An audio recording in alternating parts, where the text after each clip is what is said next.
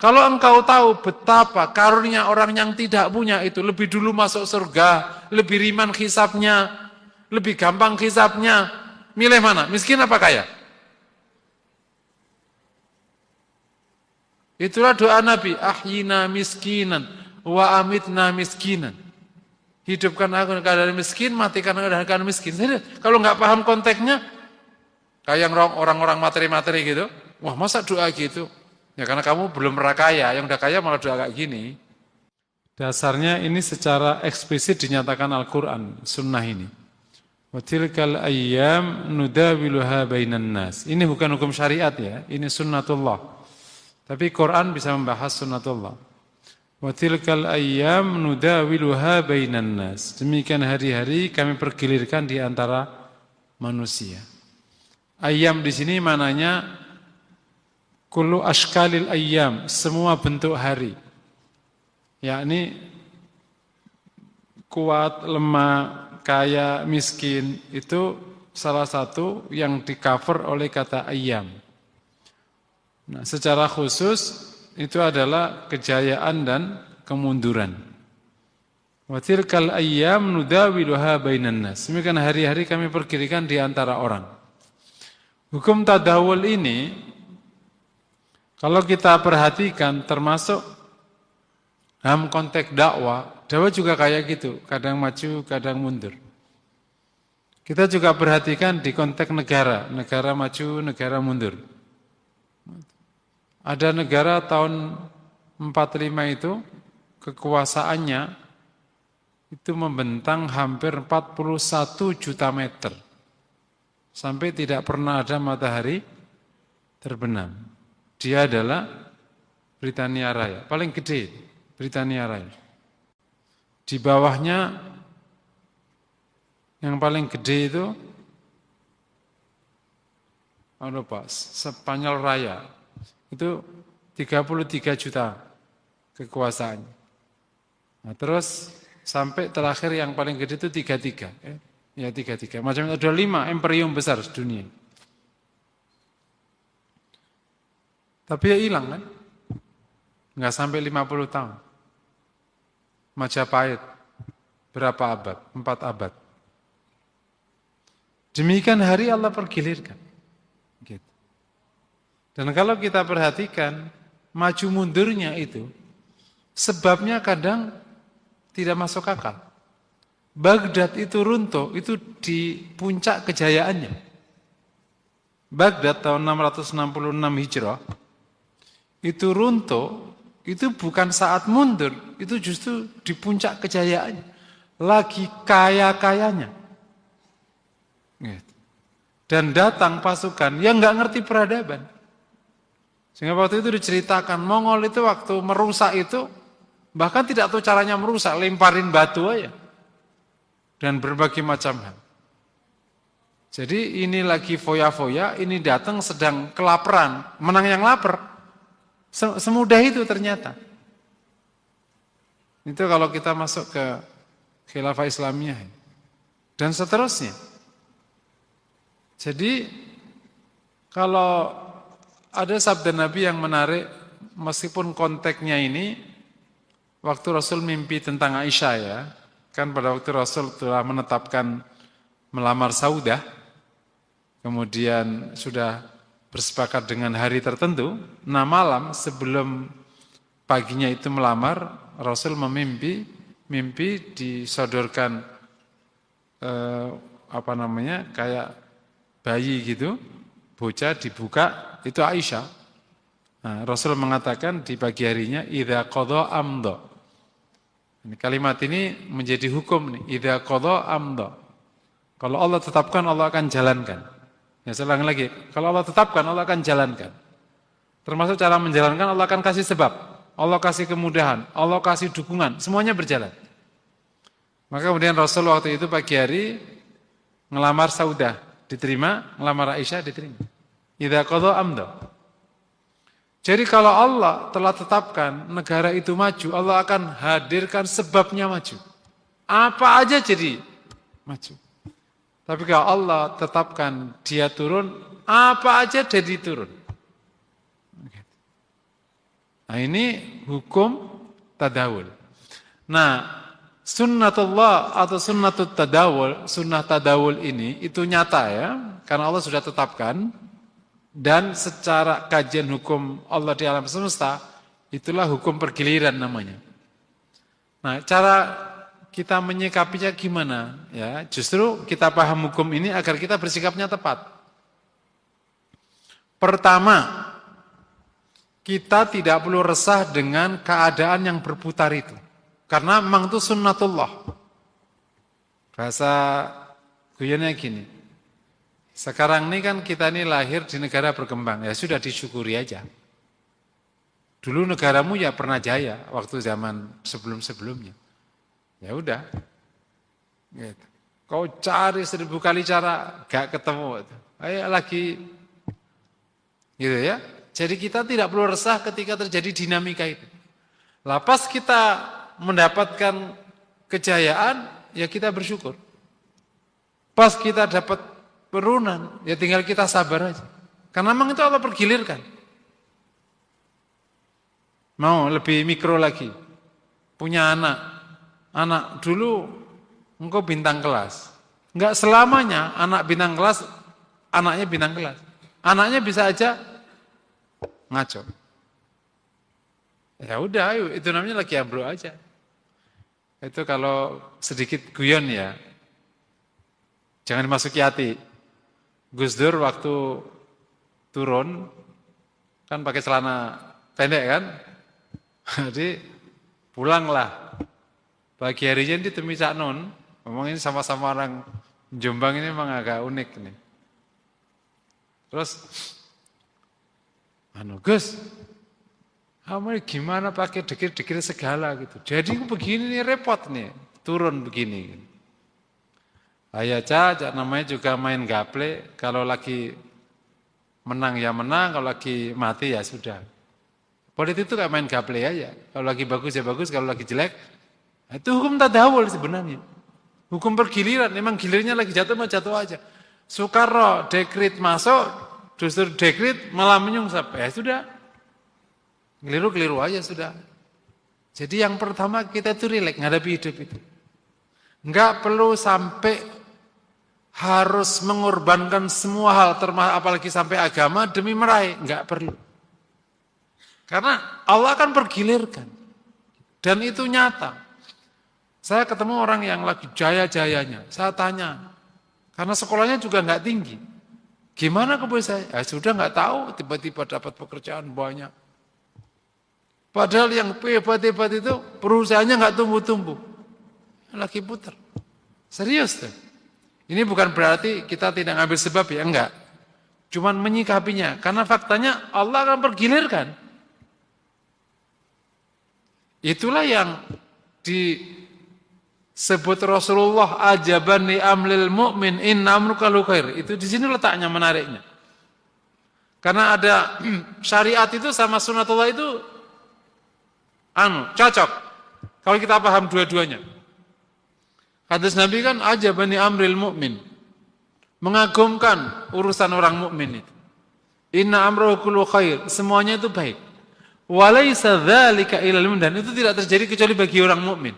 Inna sabahu sarra syakar fakana khairah. Kalau dia mendapatkan kebahagiaan dia syukur fakana khairlah. In asabahu, kalau ia kedapatan. Jadi Allah yang ngasih, bukan kau yang meraih. Emang demikian Allah kasih. Sarra in asabahu. Jika ia ditimpa sarra, ada sarranya jatuh, syakar fakana khairullah, syukur. Wa in asabahu darra sabar, kalau ketimpa darra sabar. Udah lagi rungsep ya udah sabar aja. Serius, emang kayak gitu hidup. Yang menarik kalau antum nanti cek di data ya, enggak semua orang pintar karirnya bagus, betul enggak? Dan enggak semua orang bodoh karirnya jelek, betul? Sering kebalik. Yang bodoh karirnya bagus, yang pintar karirnya jeblok. Tapi juga terjadi, ada yang pintar karirnya bagus. Ada yang bodoh karirnya jelek. Ada pula. Watilkal ayyam nudawila bainan nas. Yang nganteng dapat istri cantik ada, betul? Yang nganteng dapat istri jelek ada. Yang jelek dapat istri cantik, ada. Yang jelek istri biasa, ada. Banyak. Watilkal ayyam nudawiluha bainan nas. Jadi rileks aja hidup itu. Itu poin pertama. Ini yang memang, jadi agama itu, karena memang sudah paham, yang memang datang dari Allah kan, dan Allah yang menetapkan segalanya. Jadi agama itu ngasih persiapan mental, makanya saya ulangi lagi ya, beragama bukan hanya bertata cara. Beragama itu adalah menjalankan nilai. Allah kasih, Rasul juga kasih nilai-nilai yang akan mengcover semua yang akan Allah putar di antara manusia. Ada syukur, ada sabar, ada tawakal, ada ikhlas, ada berharap, ada takut, dan seterusnya. Ada takwa. Saya berikan contoh gini.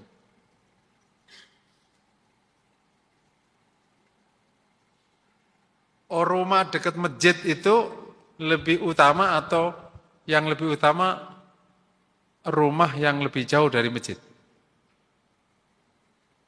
Bagusan mana? Kalau antum mau milih, ada kaplingan. Lebih dekat masjid atau lebih jauh dari masjid? Milih mana? Antum milih mana antum? Lebih dekat. Datanglah seorang sahabat mengadukan rumahnya yang jauh. Ya Rasulullah, izinkan aku mendekati masjid. Karena rumahnya dia di ujung Madinah. Kata Rasul, bukankah Allah telah berikan padamu setiap langkah dihapus derajatnya, dikasih pahala, terus dihapus kesalahannya, dikasih pahala, diangkat derajatnya. Sekali langkah itu ada 3. Sahabat ini akhirnya memilih rumahnya tetap jauh. Jadi mau nanya, lebih enak jauh apa enak dekat?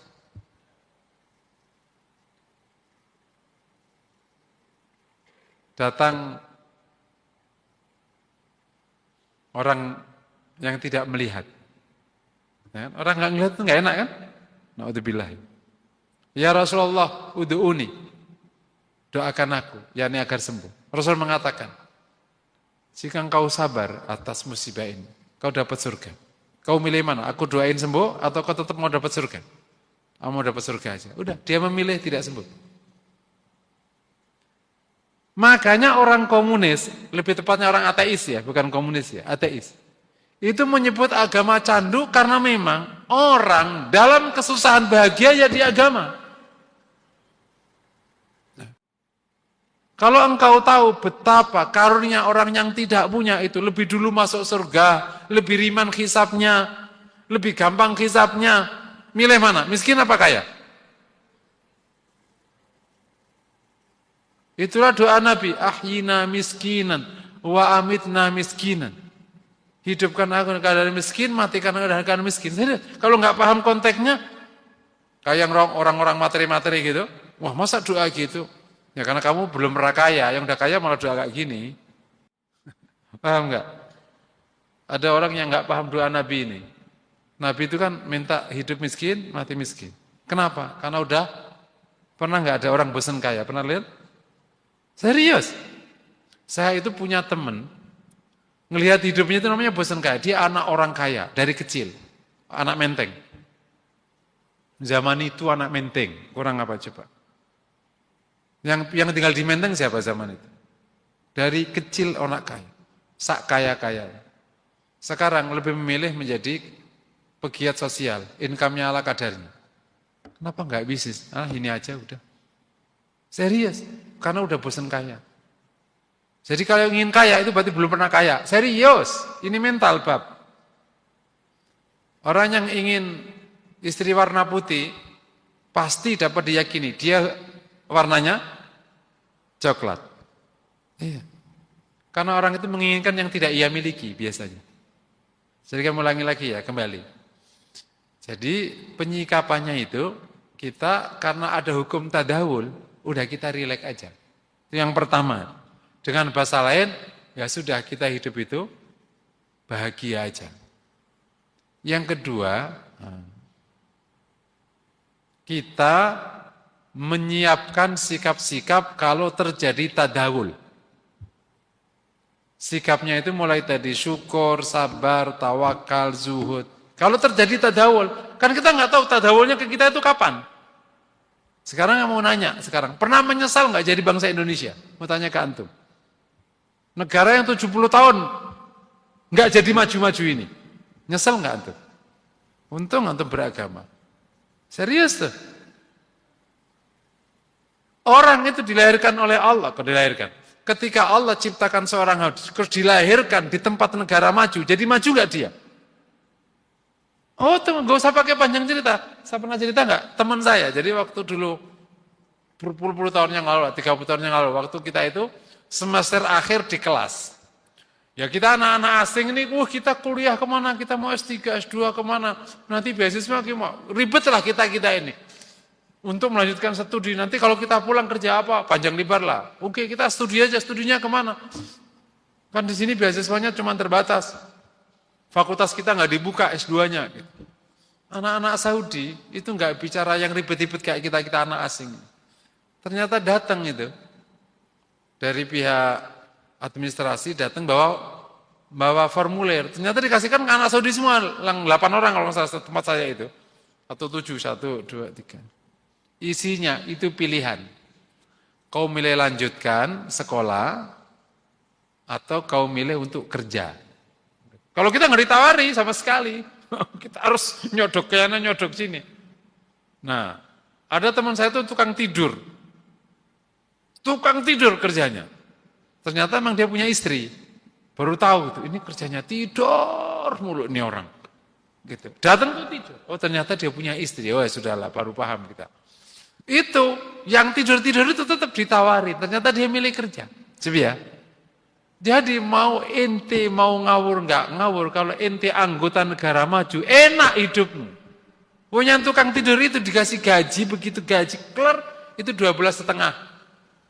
12,5 real ribu ya, 12 ribu. Itu gaji minimal. Dosen gaji 25 ribu, kalikan aja 4 ribu. Cuma 12 SKS. Pinteran dikit itu jadi dosen. 25 ribu. 12 ribu, ongkang-ongkang kaki. Hidup itu 5 ribu, masih save 6 ribu. Hidup itu normalnya 5 ribu. Itu sudah wah-wahnya 5 ribu real ya. Karena kan inflasi nggak banyak di sana. Inflasi itu terbatas sekali.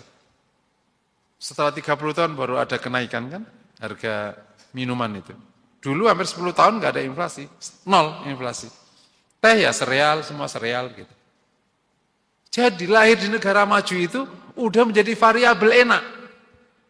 Serius, lahir di negara maju itu udah menjadi variabel enak.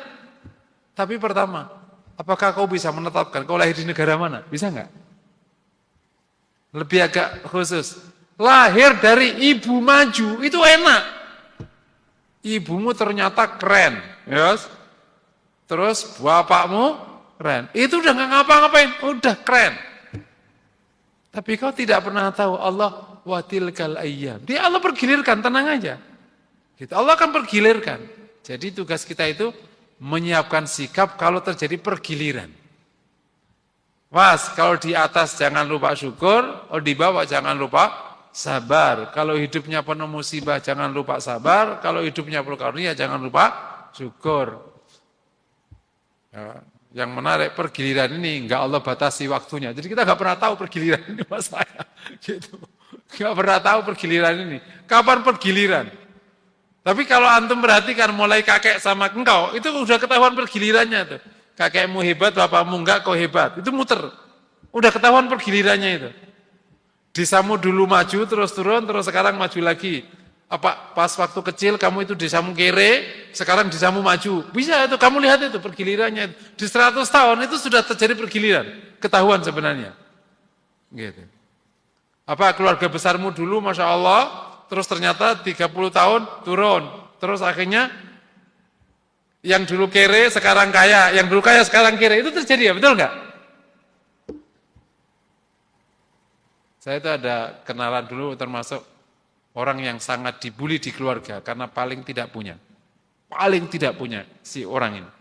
Keluarga paling disuruh-suruh semua sampai punya sikap-sikap hasil bulian itu kan punya sikap-sikap perlawanan macam itu. Sekarang jadi pejabat. tinggi. Nah yang kaya-kaya menjadi orang biasa. Diputar gitulah hidup itu. Ya, jadi siapkanlah sikap kalau terjadi pergiliran. Ya. Nah yang nomor 3. Ini. Boleh enggak kita itu menyongsong-nyongsong pergiliran? Diizinkan oleh Allah SWT. Boleh enggak kita berharap dapat pergiliran yang bagus terus? Ya silahkan aja, namanya usaha. Allah mengatakan lirrijali nasibum mimmaktasabu walin nisa'i nasibum mimmaktasabun. Bagi laki-laki dapat bagian dari apa yang ia kerjakan atau yang kinerjakan. Dan bagi wanita dapat bagian dari apa yang mereka udah, ambillah sebab yang baik semoga nanti dapat pergiliran baik. Ya udah, sekolah yang bagus, kerja yang bagus gitu, berkeluarga yang bagus, ngelola hidup yang bagus supaya ya sehat, ya apa, termasuk usaha kita ngaji, jadi orang soleh, jadi orang terus saja termasuk urusan-urusan kepada di akhirat. Boleh, bahkan bisa menjadi wajib orang mengusahakan hidupnya baik. Rabbana atina fid dunya hasanah wa fil akhirati hasanah wa qina adzabannar. Nah, di konteks ini jadi Allah akan pergilirkan kita itu kayaknya kalau ingin memahami hukum ini itu termasuk nanti yang lain itu mirip orang nada hujan. Kalau antum zaman dulu begitu air bersih belum terlalu belum terlalu familiar, orang masih menggunakan air hujan, betul ya? Nah, biasanya kalau sudah musim hujan kan orang tua selalu menyiapkan kayak bak-bak di tempat pancuran rumah itu, biasanya di pojok kanan, pojok kiri, atau terkadang ya di tengah. Tugasmu itu adang-adang hujan. Nah, supaya kalau ada hujan kita dapat air, udah taruh aja itu baknya di tempat pancuran. Yang menentukan dapat air itu sebenarnya usahamu ngasih bak atau hujan turun. Saya mau nanya nih, ini variabel tentang dapat hujan. Nah, tadawul itu Allah pergilirkan hujan itu. Kadang hujan, kadang enggak, kadang hujan enggak. Tugasmu yang ngasih aja baskom. Atau kalau yang lebih pintar, dari genteng itu langsung dialirkan pakai peralon, serut masuk ke bak. Masih punya bak besar kan di rumah kan? Kalau enggak punya bak, yang baknya 2 meter itu loh. Orang kota kalau ke desa, lah bak kok sangat gede? Oh enggak ngerti, karena fikih Syafi'iyah. Kan dulu orang butuh itu kan di bak, langsung yur-yur gitu, bukan pakai pantulan kan. Makanya baknya harus 2 meter, 3 meter. Di rumah juga baknya 2 meter. Kali semeter supaya 2 kulah kan. Nah, yang pinter ya ditadakan langsung, mau hujan pagi, siang, sore, enggak perlu ngangkatin bak. Bener kan? Nah, itu yang pinter, berarti dia perlu modal kan. Modal talang saham ini dialirkan ke baknya dia. Tapi ya dia tenang. Itu namanya bikin perusahaan besar. Ya kapanpun dia punya saham ya tidur dapat. Tapi ada yang setiap hari ya harus ngincer air. Karena dia nggak punya talang. Itu orang kerja nggak dapat duit. Kalau kerja dapat duit. Paham? Nah kalau antum pegawai itu talang apa bak? Kalau kerja dapat duit gak? Macam itu kayak gitu kira-kira. Jadi akhdul asbab linaili an-ni'am, mengambil sebab untuk dapatkan karunia supaya nanti Allah pergilirkan, kita ngambil nyongsong. Kalau pas kita ngasih bak ternyata nggak hujan, ya udah namanya nasib. Dan itu sering. Udah mendung nih, kita semua ngasih bak, nggak jadi hujan. Bisa? Begitu isya kita tidur, akhirnya kita ambil tuh baknya. Hujan terus tengah malam, ya udah nggak dapat air. Malam-malam mau bak susah lah, udahlah. Tapi yang punya talang dapat nggak jadinya? Disitulah ruang yang diberikan Allah padamu. Coba ambil sebab yang kira-kira kapanpun tadawul kita dapat, kira-kira kayak gitu. Dipergilirkan, kita dapat ini gitu. Karena kita nggak tahu kapan ditadawulkan, kita diangkat kapan, diturunkan kapan. Ya. Makanya benar kata Gus Dur, kayak hidup itu kayak main gaple ya. Kalau lagi kartu bagus ya bersyukur, kalau lagi jelek ya sudah. Serius itu. Saya tanya pada orang-orang yang sekarang lebih itu gimana? Nggak ngerti juga sebabnya, tiba-tiba jadi. Nah yang ngotot-ngotot juga nggak jadi. Serius. Ada yang ngotot dari pagi sampai sore 30 tahun nggak dapat apa-apa. Yang nyanyu dapat. Banyak kes hidup kayak begitu. Itu hukum tadawul. Harus paham tuh hukum tadawul. Nomor 5. Karena hukum tadawul itu ditetapkan Allah, maka jangan pernah mengorbankan kebenaran, kesolehan, akidah, iman atas nama mau meraih kejayaan. Tugas kita itu jadi orang benar. Kalau kejayaan itu karunia. Paham? Nah, ini yang paling penting nih, poin kelima. Orang yang nggak paham hukum tadawul, seakan-akan dia mengorbankan semuanya dapat. Nggak tentu. Nggak tentu. Seakan kalau dia kayak orang yang motivator-motivator yang nggak paham agama itu. Hasilmu seperti usahamu. Nggak mungkin. Kalau Allah izinkan baru.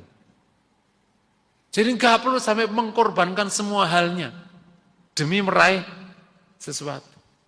Karena kalau memang pas lagi nyungsep, kau korbankan semuanya nggak dapat duit. Mohon maaf, antum tanya orang-orangnya akhirnya mengorbankan dirinya. Jual diri, bisa kaya? Nggak tentu. Penyakitan iya. Tapi mengorbankan dirinya untuk meraih posisi, dapat, iya, seketika. Habis itu ganti rezim, dibubarin dia. Mengorbankan semuanya, waktu itu jaya, ganti rezim, dia ditangkap. Tugas kita jadi orang benar. Kalau bab itu ada sunnatullahnya, ini yang paling penting. Dan sepanjang sejarah kehidupan manusia, yang benar pernah dikasih kejayaan, dan pernah dikasih kemunduran. Di bidang apapun, di bidang politik pernah ya, orang-orang benar menang. Tapi pernah sengsara. Di bidang keuangan, pernah orang-orang benar nih kaya raya. Pernah juga miskin. Di bidang apapun, pernah. Yang jahat juga pernah. Yang jahat pernah jaya, pernah. Fir'aun, apalagi itu, semuanya, pernah. Tapi pernah nyungsep? Pernah. Yang Fir'aun sendiri juga nyungsep langsung kan seketika.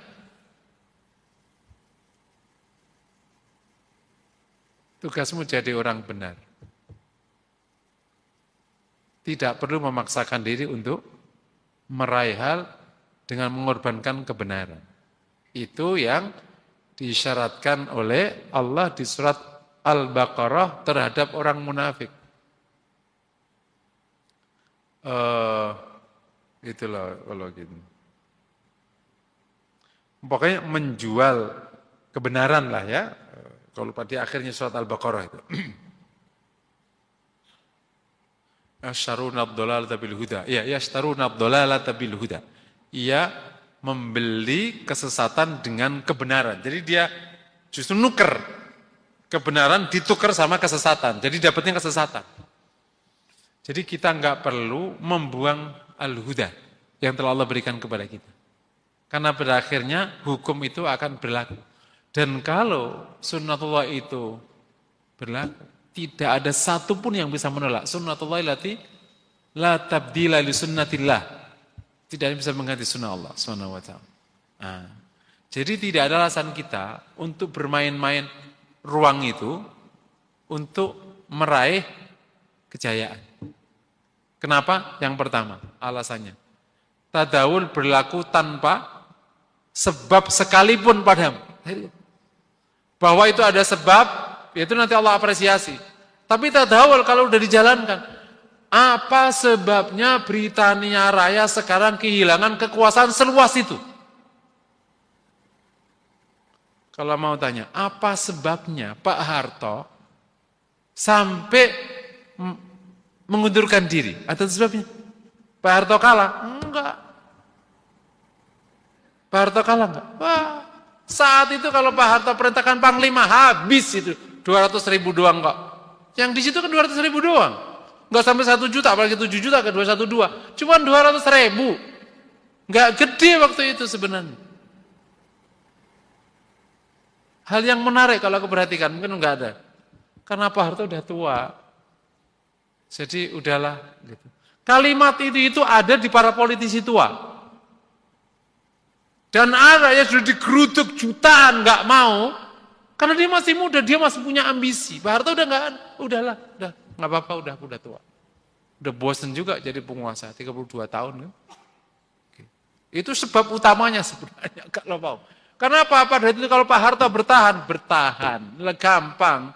Lebih rumit pada waktu Pak Harto nyelesain PKI itu lebih rumit penyelesaiannya daripada nyelesain 200.000. Panglima semua masih dikendalikan full, nggak ada yang lepas. Tinggal nyuruh panglima, tinggal nyuruh, kelar, media tutup, kelar, darurat nasional. Tapi ya udah nggak mau, ya udahlah. Itu sebab utamanya sebenarnya. Atau enggak sebab kenapa Fir'aun itu nerima bayi ini? Jadi kalau Allah ingin hancurkan hamba itu, Allah akan jalankan sebabnya. Apa? Antum lihat cerita sebabnya. Kenapa Fir'aun terima bayi yang sedang ditemui di pinggir pantai? Bukankah kemarin dia nyuruh membunuh semua bayi laki, betul? Dan dicari sampai ke pelosok-pelosok. Lah ini ada bayi depan mukanya, lah tinggal dibunuh. Coba apa coba? Bisikan istrinya. Mungkin bisa jadi, kan nggak punya anak kan. Kan Sarah itu kan, ya di dalam Israiliyat dijaga oleh malaikat. Jadi nggak bisa sentuh sama Firaun. Gitu. Jadi Sarah itu nggak sentuh sama Firaun, kalau malam dijaga. Jadi yang jangan-jangan Firaun itu ngubungin sama jin kali, yang kayak Sarah gitu kira-kira. Pokoknya Sarah itu nggak kesentuh sama Firaun. Allah jaga. Nah, mungkin ini bisa jadiin anak kita. Nah, maka hati-hati bisikan wanita. Lu itu, Fir'aun aja tumbang kok.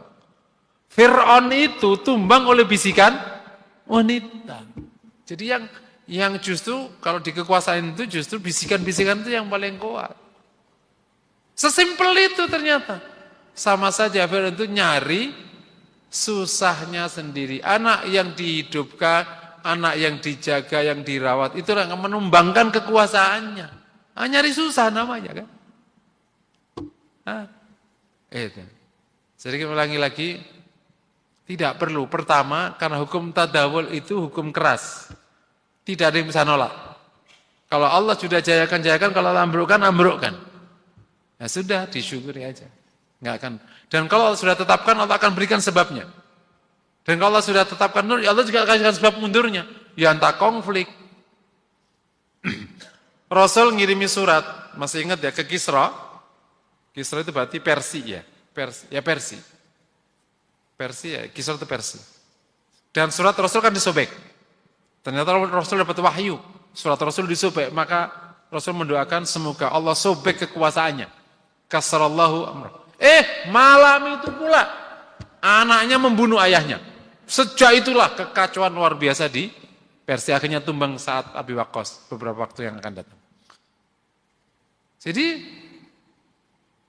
anak di mana-mana kan nunggu bapaknya meninggal. Ini enggak, anaknya enggak sabar.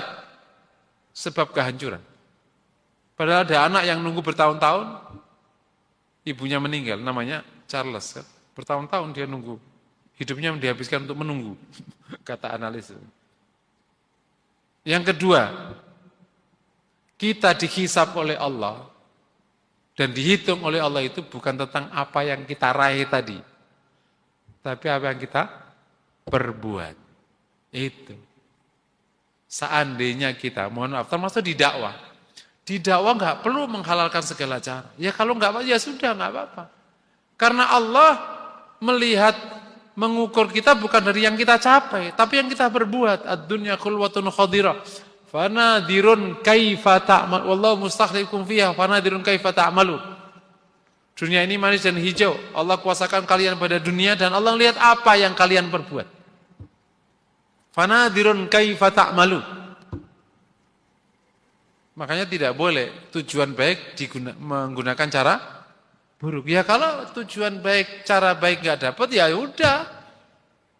Itulah makanya para nabi, ada para nabi yang dikasih keberliman kayak Rasulullah, umatnya hala-hala menang di mana-mana, tapi ada kayak nabi yang dikejar-kejar, namanya Nabi Isa. Ada nabi yang kerjanya sakit, Nabi Ayub. Ada nabi yang 40 tahun hidupnya di repot, namanya Nabi Yusuf, baru ada menegakkan kebaikan setelah keluar dari penjara. Dinamika para nabi.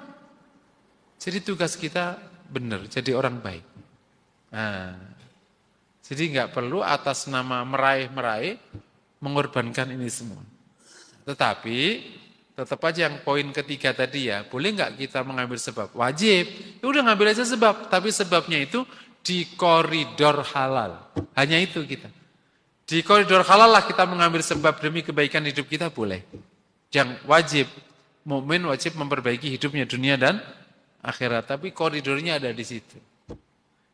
Berikutnya, nomor 6. Dari situ karena ternyata berlaku itu hukum tadawul, maka sebagaimana juga nasihat orang tua kita di sini, ya jangan terlalu kaget ngelihat kejayaan, jangan terlalu sampai apa itu, kayak mati, putus asa, hancur karena penurunan. Orang Jawa bilang, ojo kagetan, ojo gumunan. Temenmu, wah, ya biasa aja, lagi maju. Biasa aja. Ngerti gak? Gitu. Kan kadang kalau antum alumnian itu kan, wah, ketahuan dia. Orang yang paling gak keren ternyata paling wah. Sering kan pas alumnian itu?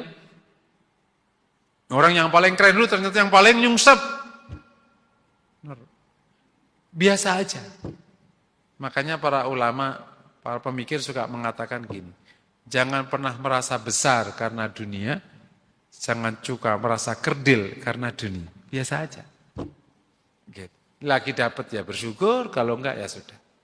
Enggak merasa hina, lagi enggak dapat.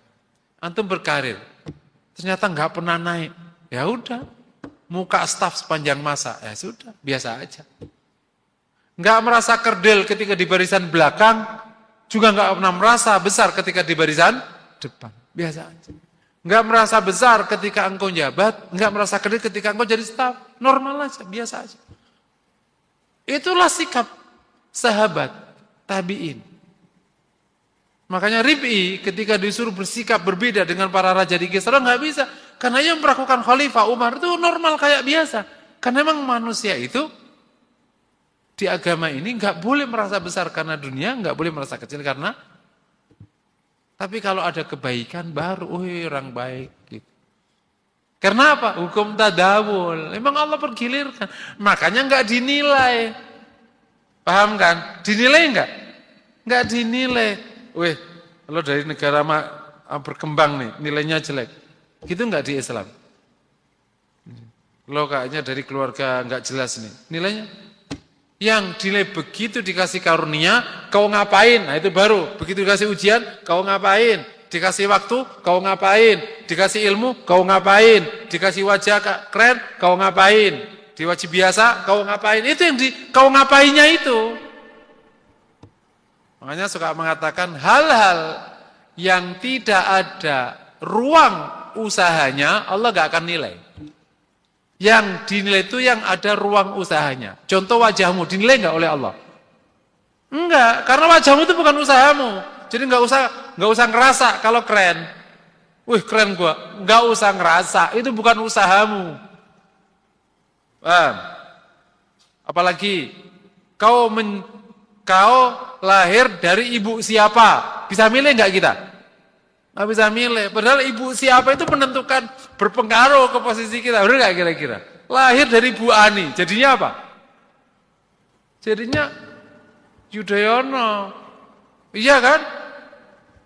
Ya udah nggak ngapa-ngapain juga jadi Yudhoyono. Itu kan guyonannya. Tapi dinilai nggak? Ya nggak dinilai. Kau lahir dari siapa juga nggak dinilai.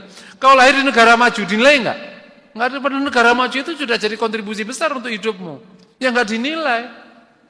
Kalau lahir di negara miskin, dinilai nggak? Ya nggak dinilai. Begitu kau sudah mengambil peran, jadi orang saleh, jadi orang sabar, jadi orang, ya itulah mulai dinilai.